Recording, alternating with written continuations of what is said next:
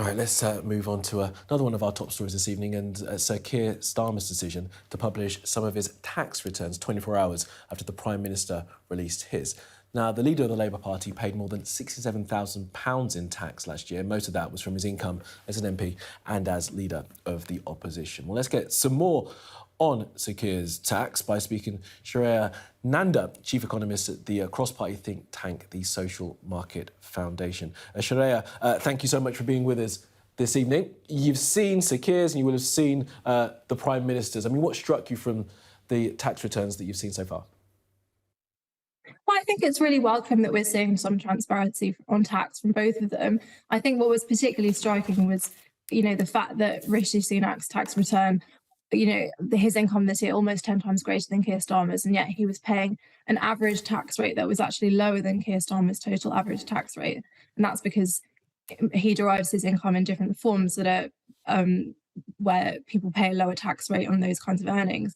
And that means that he ends up paying a lower tax rate overall, despite being significantly more wealthy. Yeah, it's a function of our tax system, isn't it? And this is a summary of tax returns. And I think it's important to mention that, isn't it? So what are we missing by not having the full tax returns? And is that something that we should be wanting to see? I think it's difficult to know what we're missing because obviously we don't have that information.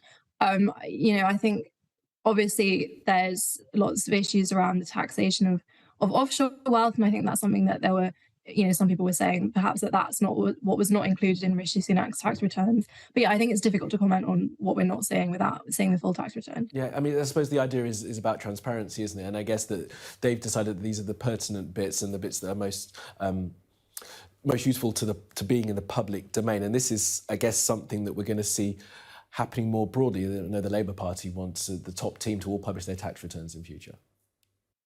Yeah, that's right. And, in the wake of things like Nadeem Zahawi being potentially investigated by HMRC over his taxes, I think it's probably welcome, in the context of low public trust overall in the government, the fact that almost 2/3 of people think that MPs are in politics for themselves. It's probably welcome to have a bit more transparency around things like tax and a bit more scrutiny on things, the tax loopholes that very wealthy MPs are writing into our tax system. Yeah, I do wonder, what do you think the public make of this? I mean, Rishi Sunak published his tax returns yesterday, some £400,000 buried beneath Boris Johnson getting a grilling in Parliament. Sir Keir's are out today, and it reveals that he helped his sister buy a house. I mean, I guess we're learning a little bit more about the two men. But how do you think this sort of relates to the public, going through a cost of living crisis, to see these kind of returns?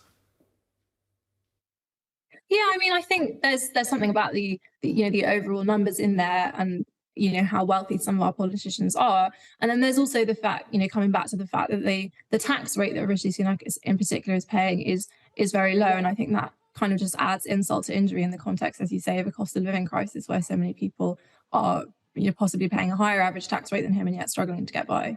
Yeah, and it does, I guess, beg the question then, if there were to be a change of government, whether there would be a change in the way that the tax system works to try and close up those kind of loopholes.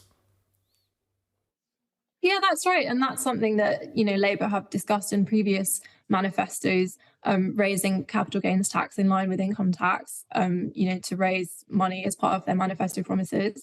I think we'll see whether that's in the manifesto this time around, but definitely I think it'd be welcome to see some action on the taxation of wealth because there's such disparities in the system at the moment. Yeah, but I guess the fine line they have to walk as well is not to be seen to be taxing sort of the charges that they're seen as taxing aspiration, taxing wealth, and they're against the rich as well, which is a charge that they would want to try and counter as much as possible. Absolutely, but I think it's one thing to say, we want people who work hard and built businesses to be able to, to see the returns on that and to pass some of that on to their children. But I think it's another thing when you're like, people buying up and owning huge shares of the economic infrastructure on which we all rely, and then, passing that on to their children, and then everyone else has to rent it off them. That you're getting into sort of a very stratified class society of the kind which we thought we'd moved away from in the 20th century. Exactly right. All right, Shreya Nanda, do appreciate your time from the Social Market Foundation. Thank you.